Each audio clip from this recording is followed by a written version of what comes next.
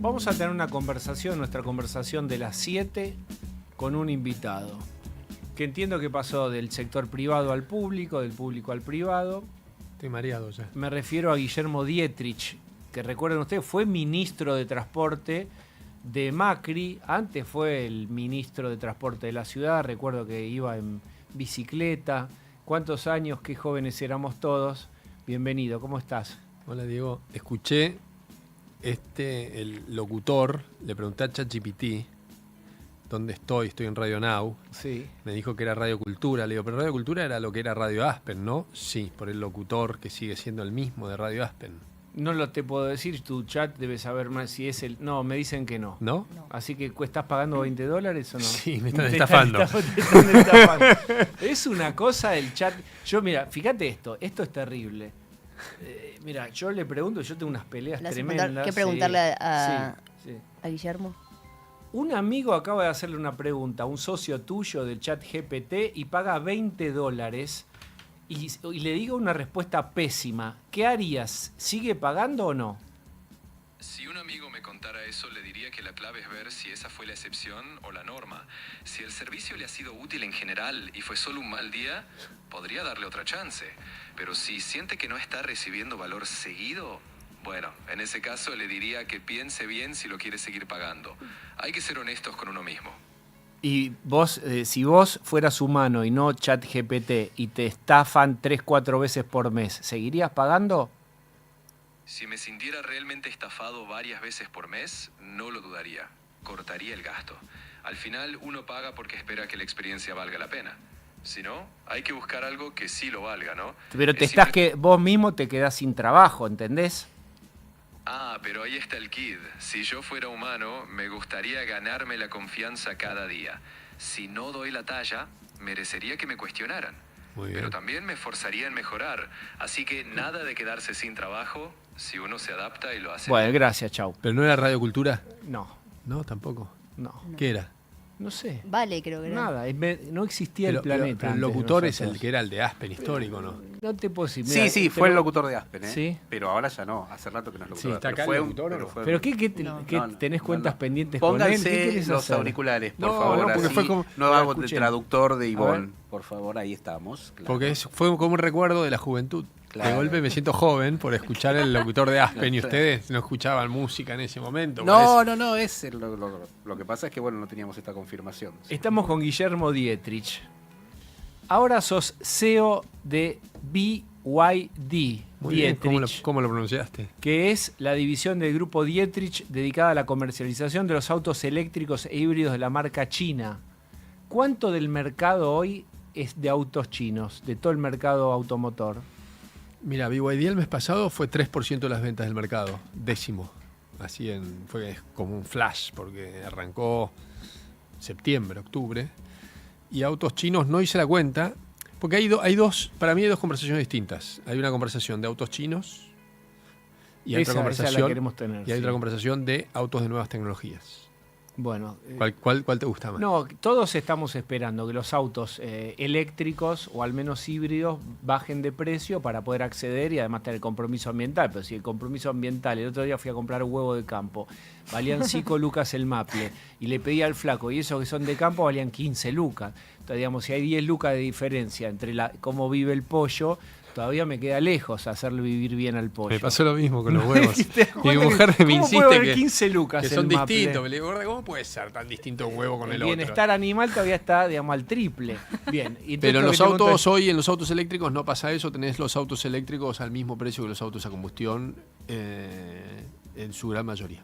Así que podés comprártelo y... Los autos, está bien, vos le Pero- voy a preguntar pero- a alguien que vende autos chinos también, pero tiene repuestos, mantenimiento, talleres, ¿no? Saca los tuyos. Sí, todo. Sí, pero por eso, digamos, vos sos más profundo que la coyuntura. El Diego que conocía. Pero ¿qué me querés hacer sentir mal? Decime. No, que estamos en un cambio muy profundo, muy revolucionario, en el cual en la conversación se confunde las nuevas tecnologías de autos con los autos chinos. ¿Por qué se confunde? Me hace que sí, no sé qué, ¿nos están filmando o no? Nada, tranquilo, nadie te filma, nadie te ¿Por qué se sigue. confunde? Porque China viene ganando esa pelea o ese nuevo mercado de autos, de las nuevas tecnologías en los autos. Históricamente digo, ¿cuál fue el mercado más grande de venta de autos? ¿Estados Unidos? Estados Unidos, Sofía. 15, 16, 7 millones de autos.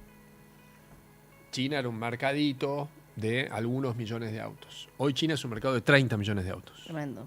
El doble del mercado americano, donde la mitad son autos enchufables, híbridos enchufables o eléctricos enchufables. Entonces, esto es lo que hace que esta escala esté copando el mundo en estas tecnologías.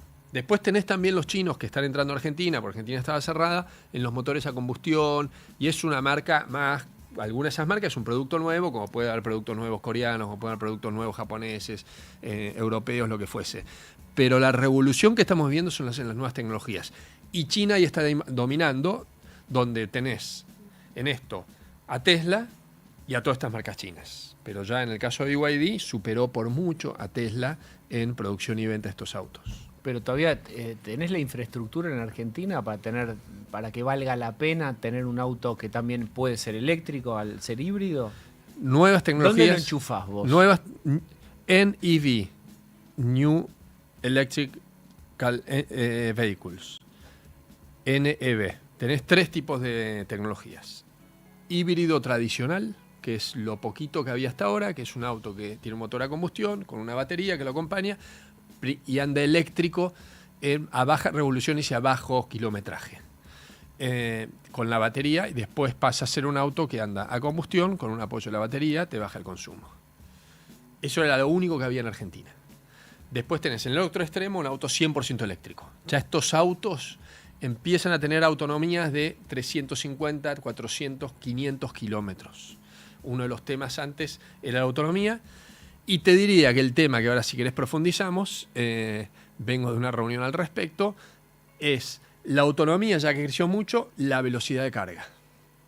Que ahora entramos en eso.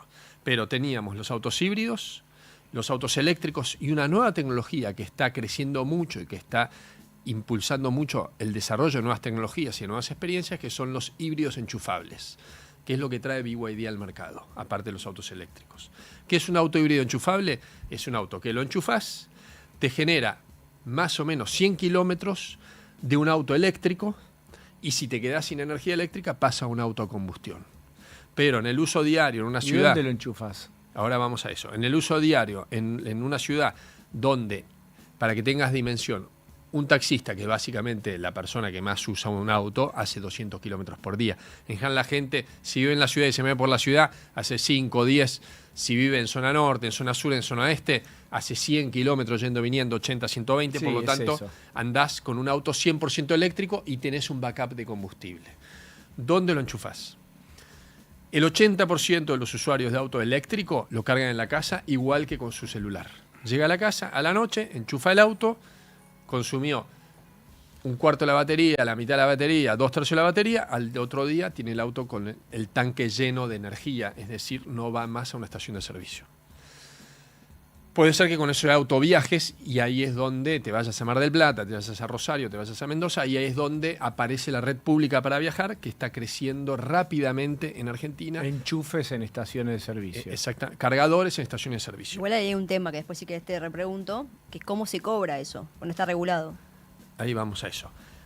Y a su vez, red pública en la ciudad, para lo cual hay cambios normativos, que la Ciudad de Buenos Aires está siendo súper innovadora en esta. Ya sacó una normativa que yo en mi concesionaria, o cualquiera en su concesionaria, o alguien en su restaurante, o lo que fuese, en la vereda puede poner un cargador y puede venir la gente y cargar, le regalo la energía o le cobro la energía.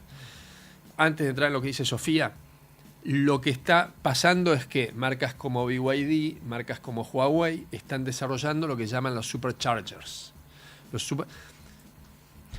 Vos tenés distintos cargadores de potencia. Trato de ordenarme porque si no me... Estoy aprendiendo todo, no tengo idea. Tenés distintos cargadores de potencia, con potencias. El cargador que pones en tu casa tiene 7 kilowatts. Por ejemplo, estos autos vienen con un cargador gratis de 7 kilowatts. Entonces, vos tenés un auto con una batería de 45 kilowatts dividido 7, Sí. en 6 horas lo cargaste. ¿Está? Pero si vos vas a cargar en la calle, no te vas a pasar 6 horas cargando en la calle, ¿no? Por lo tanto, Hoy en estaciones de servicio lo que empieza a ver son cargadores de 60 kilowatts. Entonces, si tenés un auto de 45 kilowatts con un cargador de 60 kilowatts, lo cargas en 45 minutos. En general, vos no vas a tener el auto con 0 batería. Digamos, vos no llegas a estación de servicio con 0 de nafta. Hay gente como mis hijos que llegan con 5 kilómetros de nafta. Hay gente que más... Josefina es el caso, que llega con 5 kilómetros de nafta. Nosotros en general llegamos con un 15%, un 20% del tanque, ¿no? Que somos gente más conservadora porque somos más grandes. Pero asumiendo que llegas con 0, en 45 minutos con unos 60 kilowatts lo cargas. Claro, por eso los cargadores en supermercados o en los cines, que son lugares donde estás 45 Shoppings, minutos. pero también restaurantes. El cargador va a ser una amenity de los lugares que te va a llamar a venir. En vez de darte el coso para el recipiente para que es pet friendly el lugar, en vez de darte el agua, también te dan un cargador. Es Exacto. así, es lo que el nuevo paisaje que va a venir dentro de un tiempo. Hoy hay cargadores de 600 kilowatts, de 1500 kilowatts. Un cargador de 1500 kilowatts. Está haciendo una cuenta. Cálculo en vivo. Está Está en vivo. Está mirando con su te carga iPhone. ¿Cuánto en carga? 4 minutos, creo. Es una locura. Bueno, Bien. Eso claro. solo Bien. en China están por ahora. En China hay 100.000 de estos en la estación de servicio, Sofía. Es una locura. Claro, Claro. tiene otra onda, o sea. Pero las empresas están empezando a ver de traer estos cargadores a Argentina. Yo me voy a China ahora el sábado y estoy como si tuviese 10 años y fuese por primera vez a Disney, más allá que ya fui 3 veces a China. Pero esto está cambiando, Diego, Sofía, Josefina, Pablo, a una velocidad que vamos a abrir los ojos dentro de algunos años y va a ser todo totalmente distinto. Todo. Todo es que, en una entrevista la semana pasada, el presidente de Uber dijo que a fin de este año, en Abu Dhabi, Uber va a tener un servicio que, como nosotros tenemos el Uber acá, vas a tener un viaje, que vas a pedir un auto, te va a llevar el auto autónomo con conducción, dejémoslo ahí por ahora, te va a llevar a un lugar, va a haber un eVTOL, que es un dron grande que lleva personas, va a evitar toda la congestión, te va a aterrizar el eVTOL, que es un dron grande que lleva personas, y la última milla la va a hacer un auto. No, esto en el mundo, en el mismo mundo en que vivimos nosotros, está pasando a fin de año. Hoy ya tenés ciudades donde tenés robotaxis, que son los autos autónomos, que entras, te llevan, te abre la puerta, entras al auto, no hay nadie, te dejan, cierran la puerta, te cobraron, como cualquiera de estos servicios, y el auto sigue andando. Eso es Y en Austin, por ejemplo, esto que es en una Austin. ciudad en Houston, que es la capital del petróleo en Estados Unidos. Y en 5 o 6 ciudades más, también en ciudades chinas, también lo están lanzando en Londres, lo están lanzando en Tokio, lo están lanzando en Madrid.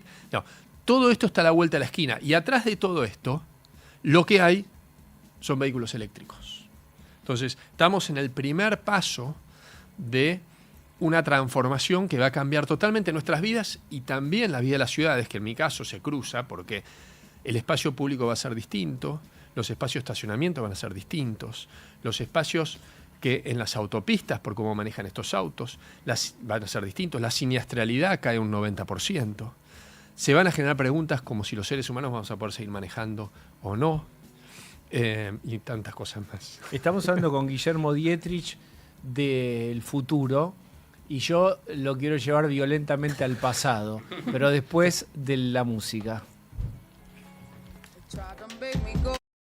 Y Eleonora Pérez Caresi te dan su punto de vista para una realidad un tanto cambiante.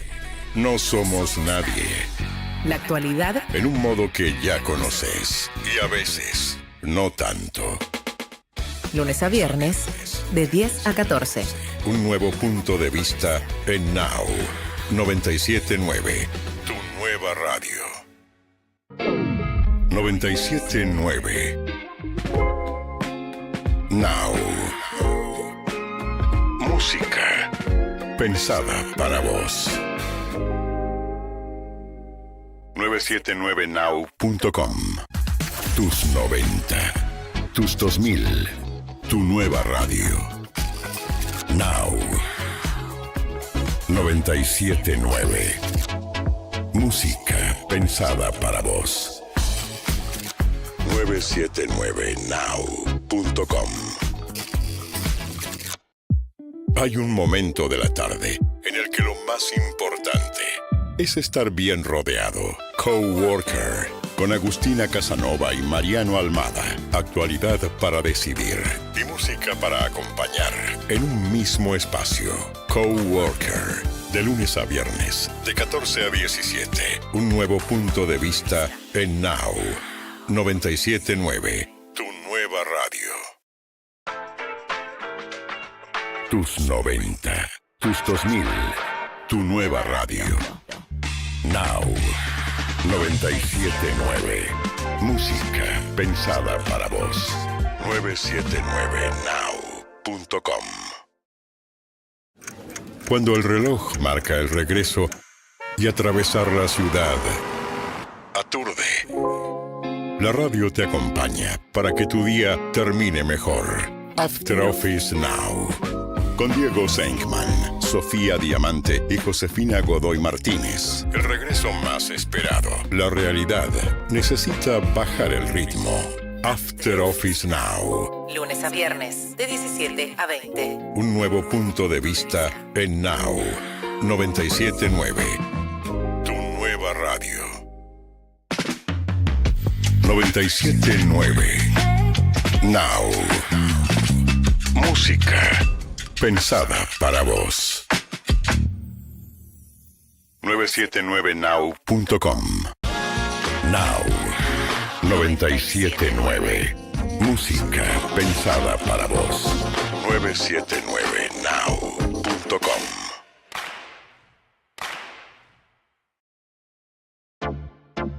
Las mañanas en Now son productivas desde el primer café. ¿Dónde estamos? Con Paulino Rodríguez, Julieta Tarrés y Paula 97.9. Actualidad, más música pensada para vos. Seguimos hasta las 8. Esto es After Office Now. Nos visita Guillermo Dietrich. Estamos hablando de autos eléctricos. Yo quiero charlar de presente y de futuro.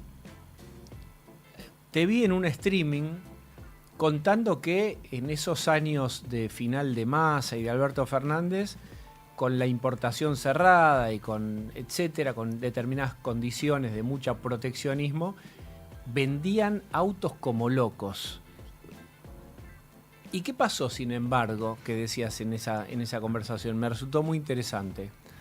No, lo que yo decía es que esos sistemas en general terminan perjudicando al consumidor por dos vías. En algunos casos por precio, que no fue el caso de los autos, porque con la brecha los autos había momentos que estaban muy baratos. Y en otros casos por disponibilidad. La realidad es que todos estamos hablando de esto de autos eléctricos, hasta recién, el que se enganchó recién, veníamos hablando de la revolución de la movilidad con los autos eléctricos. Hasta el año pasado en Argentina prácticamente no había un auto eléctrico. ¿Por qué? Porque estos sistemas van generando escasez, por escasez de divisas. Los productos importados cada vez pueden entrar menos, por lo tanto, esto va limitando las opciones del consumidor. Y eso lo que va haciendo en algunos casos es que hay productos que directamente no tienen, y después que las tecnologías que va desarrollando el mundo vamos quedando afuera del mundo. Y esto lo hemos vivido más de una vez. Digamos, en los 80, nosotros, los autos que se vendían acá, prácticamente no existían en ninguna parte, o los autos que en Brasil mismo había autos que acá ni siquiera existían, ni que hablar en Estados Unidos. Pero la realidad es que el mundo va cada vez más rápido, la tecnología va cada vez más rápido. El mundo, más allá de las discusiones y todo esto, se globaliza y no podés quedarte fuera del mundo. Porque finalmente mi razonamiento es que en esas coyunturas, ¿no? Recién hablábamos antes de entrar de los temas de transporte, con Sofía me encontraba un chat que me escribió en el 2021 hablando del subsidio de transporte. Congelan el sistema, el precio, es muy simpático para la gente, lógicamente que el transporte en algunos casos tiende a ser gratis, como llegó a ser el tren que valía 6 centavos de dólar, pero paralelamente nadie invierte y los sistemas terminan colapsando. Entonces, mi razonamiento era y es que Esto es muy simpático, pero finalmente termina cagando a la gente, contrariamente, y en algunos sectores termina beneficiando a los empresarios con mayores ganancias o no, pero independientemente de lo que pasa con el sector empresarial, seguro la gente se termina jodiendo. Y en el extremo, vamos a los casos de Cuba y Venezuela, directamente ni siquiera hay papel higiénico en el supermercado, ¿no? La escasez llega tanto que la gente hace cola para comprar las cuestiones más básicas. ¿Cómo va el plan económico de Milei y sobre todo está el consumo? Mira, el problema, digo, está relacionado al anterior, o el problema. La realidad es que en el modelo anterior es un modelo hiperconsumista, donde la plata te quema, porque la inflación 5, 10, 15, 20% mensual, entonces por lo tanto empezás a tener inflación diaria, y nosotros sabemos muy bien cómo terminan esos procesos. Porque no tenés crédito para nada, entonces es imposible imaginarte que te vas a comprar un auto, mucho menos un departamento. Y todos los incentivos están desde los previajes hasta lo que fuese para agarrar y consumir. Entonces vas y consumís en un restaurante, consumís en un viaje, consumís en cosas efímeras que te dan esa satisfacción, pero el auto se lo puede comprar solo el que tiene ciertos ahorros o ingresos muy altos. El departamento, ni que hablar, el que tiene cierto patrimonio. La mayoría de la gente está fuera de este juego. El cambio de modelo que busca otros incentivos y genera otras condiciones, hay una transición que siempre es compleja. La vivimos nosotros en el gobierno 2015-2019 con Mauricio, la está viviendo el gobierno actualmente. En nuestro caso hubo mucho menos paciencia de lo que hubo hoy, donde hay un segmento de la gente, un segmento del empresario que decía, che, yo consumía más, yo vendía más. Sí, es cierto, pero cambiaste las tarifas, entonces obviamente eso le impacta en el bolsillo de la gente y en su estructura de consumo. Cambiaste las tarifas de los colectivos, cambiaste las tarifas de energía, las tarifas de los colectivos. Pero básicamente es un modelo en el cual se empieza a privilegiar la inversión, el desarrollo del país, el crédito, la estabilidad. Y la transición de un modelo a otro es costosa. Yo no tengo duda para que la gente que no está, los sectores que no están favorecidos. ¿Vos creés que el gobierno podría hacer algo distinto? Porque al final de cuentas, conceptualmente vos podés tener razón. El tema es que te acompañe la gente de las elecciones el año que viene. 100%, no hay magia, lamentablemente. ¿Hay algo que podría hacer el gobierno? En el margen siempre hay algo más eventualmente que se pueda hacer, pero en el fondo no, porque claramente está saliendo de un modelo de hiperconsumo y restricciones por todos lados, que le van poniendo tapones al agua que va saliendo del barco, que en algún momento se termina hundiendo, no se hundió, ese hundirse termina siendo la hiperinflación, no llegamos, pero íbamos hacia eso, a un sistema que cuando vos lo vas acotando, y obviamente empieza a generarse restricciones y hay ajuste conceptualmente, esa palabra que era prácticamente imposible de ser usada, conceptualmente en la realidad. Vos ajustás la economía, por lo tanto, la economía cruje en ciertos aspectos, y de la misma forma yo estuve en Vaca Muerta hace algunos más largos meses, y hace un mes y cortito estuve en Punta Colorada, en Río Negro, y en San Antonio Oeste y en San Antonio Este. En un caso la producción de oil and gas, en otro caso la exportación, ¿no? Es todo lo que está yendo del Neuquén hacia la exportación de gas con los barcos de liquefacción, y ya vemos con esta tremenda planta que está haciendo YPF con un grupo de petroleras. Ya, eso, y estuve el otro día con la gente de Vicuña, en San Juan, ¿no? La planta de cobre, la mina de cobre, que va a ser la mina de cobre más grande de Argentina, la más grande del mundo. Entonces, cuando vos ves que Chile exporta 60.000 millones de dólares de minerales, nosotros 3.000, 4.000, y que están haciendo las inversiones para ir hacia eso, y bueno, vamos a llegar, eso cambia radicalmente la estructura del país. Pero eso inevitablemente lleva tiempo. Te sigo una poco de la pregunta de Diego, y quizás con algo más específico, que él te decía, ¿qué podría hacer de más el gobierno? Y que vos respondiste muy bien respecto muy claramente me parece el tema de la macro, lo que sería esto de por dónde hay que ir. Pero te voy a cosas concretas y que no suene politiquería, digamos, pero entonces en ese qué hacer más, la situación jubilados ahora, concretamente más que jubilados, PAMI, por ejemplo, o lo que pasa con la desfinanciación del sistema universitario o el tema de discapacidad. eso no podría ser un poco diferente, porque hay una discusión interna respecto a eso. Ahí también. tenés dos planos. Tenés un plano de la gestión de, che, esto que tengo, ¿está llegando bien al PAMI? ¿Se está gestionando bien? Digamos, estos recursos escasos que tengo, ¿se están gestionando bien?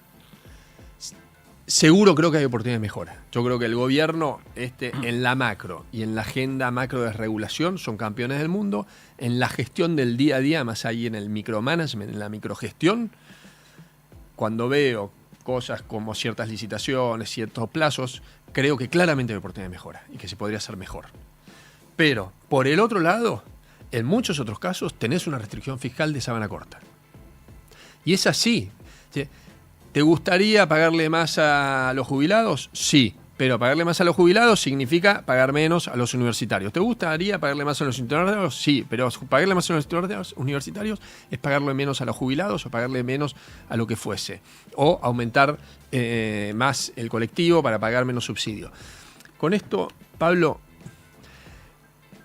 yo tuve 10 años en la función pública, ¿no? Y sigo haciendo política, pero convivía todo el tiempo con la clase política argentina, donde en muchísimos casos no existe el concepto de restricción. No existe. Te juntabas con alguien de una provincia y te decía, yo quiero el aeropuerto, yo quiero la ruta, yo quiero el puerto. Sí, bueno, ok, yo tengo 10. No, pero tenés que poder... Hay que poner todo el presupuesto. Le digo, no puedo poner todo el presupuesto, porque no se va a hacer. Este presupuesto es por un año. No, poneme la partida, porque de esa forma yo me doy vuelta, voy, vuelvo. Le digo, no funciona esto así, porque va generando expectativas de cosas que no van a pasar. El concepto de restricción de recursos escasos, en la política argentina prácticamente no ha existido. Nuevamente, cobramos el tren 10 centavos de dólar. Tuve el otro día, la semana pasada, con gente del gobierno de Bogotá, que un organismo multilateral nos invitó a charlar y contar nuestra experiencia. Cuando nosotros le decíamos que recibimos el colectivo en 30 centavos de dólar y ahora está en 700, está en 50 centavos de dólar, en toda Latinoamérica vale $1. En toda. Gobierno de izquierda, gobierno de derecha. Eso, lo que hiciste, y en algún momento valió 20 centavos de dólar, con eso hay un montón de otras cosas que podrías haber pagado que no pagaste. O hay un déficit que no podrías no haber tenido y lo tuviste. Tiene un costo, no es gratis. Sofi. Sí, yo te voy a preguntar más que todo también colectivos, porque hay un problema últimamente de que bajó 30% la frecuencia de colectivos. Más o menos hay 15.500 creo que unidades en circulación, solía haber 18.500, cayó mucho y en el sector te dicen va a seguir cayendo porque si comercio, industria y construcción no reactivan, que son los sectores cuyos empleados son los que más toman el colectivo, bueno, tal vez hay que reconfigurar la forma como circulan los colectivos. Te pregunto por eso cómo lo ves y también, así como vemos que hubo una modernización en cuanto a los autos, no vemos los colectivos siguen siendo los mismos ruidosos de todos los años. ¿Ves ahí también un cambio de autos, colectivos eléctricos en el futuro? Sí. Acá la Ciudad de Buenos Aires ha hecho un plan de renovación de sus colectivos. Ya hay un montón de colectivos a GNL que están circulando. Algunos circulan acá cerca, por Medrano y Córdoba, justo por donde está la concesionaria nuestra BYD. Vayan ahí a comprar autos. Y va a ir viniendo, digamos, la brecha que había de precio enorme cuando estábamos nosotros en el gobierno se ha reducido enormemente. Pero, como bien lo describís, el sistema de colectivos del área metropolitana es de los más o el más grande de Occidente. Cuando nosotros fuimos a comprar el sistema para monitorear todo el sistema de colectivos, que increíblemente no estaba, no había prácticamente empresas con antecedentes para un sistema de esa dimensión y solo los tenías en grandes ciudades chinas, de esa dimensión. Esto significa que es un sistema súper complejo y súper importante para la gente en el día a día, porque estamos hablando, no sé cuánto está hoy, pero en su momento picos de entre 9 y 11 millones de viajes diarios. Asumí que cada persona hace 2 viajes, estamos hablando de 5 o 6 millones de personas todos los días subiéndose a los colectivos. Pero estos problemas que estamos viviendo hoy, en gran parte, son producto de ese populismo tarifario que hubo, que el sistema quedó totalmente desequilibrado, totalmente desfinanciado, y es probable que el gobierno podría haber hecho alguna cosa mejor, pero claramente me lo pusiste vos 2021 y me preguntaste en el WhatsApp mi opinión respecto a que desde diciembre del 2019 hasta no sé qué día, el 2021, la tarifa de colectivo, con una inflación que no sé cuánto sería en ese momento, pero digamos 5% mensual, 4% mensual, nunca la habían aumentado. Irresponsabilidad total. De mínima por inflación. Cuando nosotros... ¿Por qué? ¿Cuál es la trampa de esto, Sofía? Nosotros recibimos la tarifa de colectivo a 3 pesos, cuando el dólar estaba a 15. La llevamos a 6, es decir, que la llevamos, no sé, de 25 o 30 centavos a 50 centavos, 40 y pico centavos. Después la llevamos a 9. Y después creo que la llevamos a 15 o a 16. ¿Tá? Eso fue un esfuerzo enorme. Obviamente desgastás capital político, pues la gente te putean todos, es decir, no tenés sensibilidad, no ves que la gente no llega. Esto, le digo, sí, pero si no hago esto, la plata no la pagas acá, pero te la saca el Estado por inflación. La gente hace un montón de esfuerzos. Llega Alberto Fernández, ¡pum!, te congela la tarifa por 2-3 años. Y volvés, como el juego de la oca, al casillero de inicio nuevamente. Y el gobierno que viene después, de vuelta, es el antipático, que agarra y tiene que hacer esto. Y estos irresponsables te cascotean y te dicen, sos un hijo de puta porque estás aumentando la tarifa de colectivo. Es muy macabro el sistema. Y nuevamente, ese sistema macabro es mucho más que un gobierno de izquierda, porque el gobierno de izquierda de Perú no hizo esto, el de Brasil no hizo esto, el de Uruguay no hizo esto, el de Chile no hizo esto. Han sido por ahí fiscalmente un poquito más relajados, han generado menos incentivos a la inversión de las empresas, más impuestos a las empresas. Esas diferencias han tenido políticas más agresivas a traer inversiones extranjeras o no. Pero en estas cosas, que es como el ABC, la tabla del 2, no hay ninguna diferencia entre ese gobierno de derecha y de izquierda. Y acá sí. ¿Qué pensás de lo que está pasando el gobierno con Adorni? Porque vos decís, de derecha a izquierda, el gobierno se consagró con la palabra casta, privilegios, y hay algunas cuestiones que hay que explicar y no están lo suficientemente bien explicadas. ¿Qué pensás entonces de las acusaciones de enriquecimiento ilícito contra Adorni? Me cuesta ponerme en lugar así de juez. Solo te diría que, primero, hoy, cada vez crecientemente, el funcionario público está tremendamente expuesto en todos los aspectos de su vida. Y frente a esas cosas, que estás también en un sistema donde el competidor, en muchos casos, no en nuestro caso, que creo que ha sido muy generosa la contribución del PRO a este proceso de La Libertad Avanza, pero el competidor busca destruirte. Entonces a veces te inventan cosas y a veces surgen cosas. Frente a cualquiera de las dos cosas, lo que yo creo que como funcionario uno tiene la obligación de explicar con la mayor profundidad posible y que no queden dudas. Hay gente que hace eso, hay gente que dice, bueno, que vaya a la justicia y el proceso. Yo creo que tenemos como una obligación de explicar, obviamente, de no enojarse y de mostrar toda la información. Yo, por lo menos, en los años que tuve, así actué. Alguna vez cometí algún error, seguramente, alguna cosa que he hecho que puede haber molestado. Me han hecho denuncias desde, no sé, que iniciaron las low cost a volar en Argentina, cosas que eran esquizofrénicas, pero aún así, aún siendo esquizofrénicas, esta es la información, así lo hicimos, esta es la audiencia pública, estas son las rutas que pidieron, estas son las inversiones que están haciendo, y así con cada una de las cosas que se fueron planteando. Y entonces, en ese sentido, ¿qué te parece la actuación de Adorni frente a las acusaciones? Eso es la decisión personal de él, y lo dejo ahí. Yo, como siento que actué y como creo que es cada vez más la responsabilidad del funcionario público frente a las observaciones de terceros. ¿Se puede venir alguna interpelación en el Congreso? ¿Lo van a acorralar? ¿Lo van a querer, van a presionar para que se corra del puesto ese? ¿Cómo ves eso? Porque es una posición muy importante, un jefe de gabinete. Claramente, pero es parte de hoy de esa dinámica política que, nuevamente, yo no es estoy... incómodo desde no, el porque PRO. no solo es incómodo, sino que yo no estoy hoy en ese día a día. Nosotros como PRO lo que sí podemos decir es que hemos venido desde la fiscalización que lideré en el 2023 junto a un gran equipo, hasta el día a día de contribuir lo máximo posible a que este proyecto vaya bien y que no se interrumpa. ¿Y por qué? No por Milei, ni por La Libertad Avanza, ni por Adorni, ni por nadie, sino por los argentinos. Digamos, no tenemos margen a que esto no vaya bien. Por lo tanto, también el gobierno tiene mucha responsabilidad en esto. Pero es la responsabilidad del gobierno y después estarán los observadores externos que opinarán más o menos. Mi mirada es más, este es el rumbo correcto, hay un gran esfuerzo que va haciendo la sociedad, hay mucho coraje que ha hecho el gobierno, hay un equipo para mí muy potente, el de Toto Caputo, Pablo Kirchner, Fede Stroessner, con ideas muy claras. Hay una sociedad que está acompañando y de una forma que es increíble. Y eso se vio en la elección del año pasado, que después de 2 años de mucho ajuste la sociedad siguió acompañando y yo creo que hoy sigue acompañando.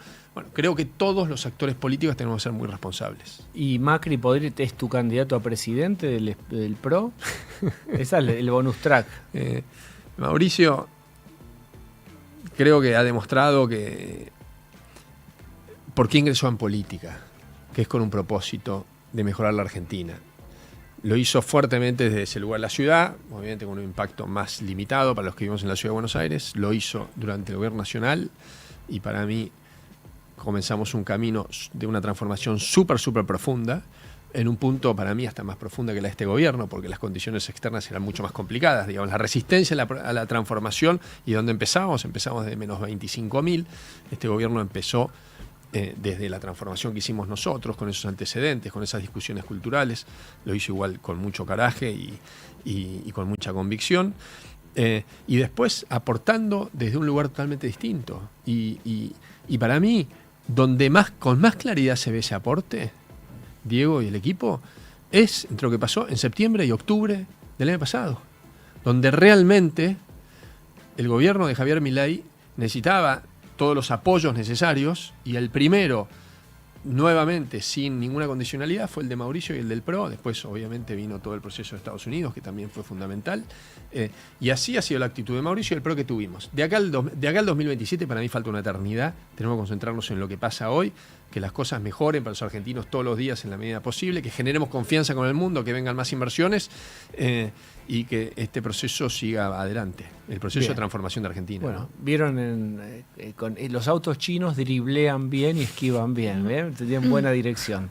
Gracias, Guillermo Dietrich, por haber venido hoy. Muy lindo haber estado acá con ustedes. Bien. Now.